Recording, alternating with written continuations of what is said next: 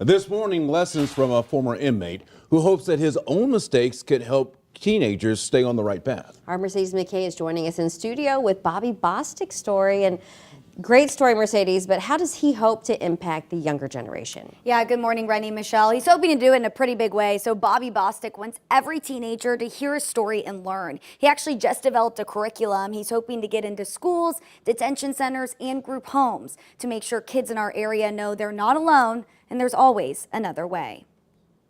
I know they pain, I know why they act out, I know why they lash out, why they feel like it's them against the world. It's the same way Bobby Bostic felt when he was young, a feeling of hopelessness that led him down the wrong path. One decision can change your whole life, as in my case when I was 16, I went to prison for the rest of my life. Bostic was released from prison in November 2022 after serving 27 years of what was supposed to be a 241-year sentence for a crime he committed as a teenager. It takes people that's part of the problem to become the solution. I was a part of the problem. I was one of those kids that was terrorizing my community, in trouble, lost.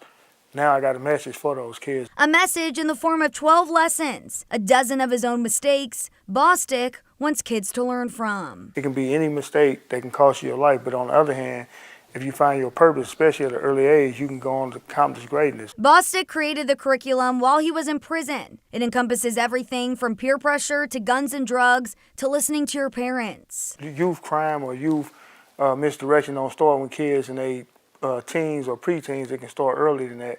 And I'm trying to just use my life-learned lesson to keep kids out of trouble. While the goal is to show kids there's another way, Bostic also wants to be the one to fill their cups. Some kids feel hopeless.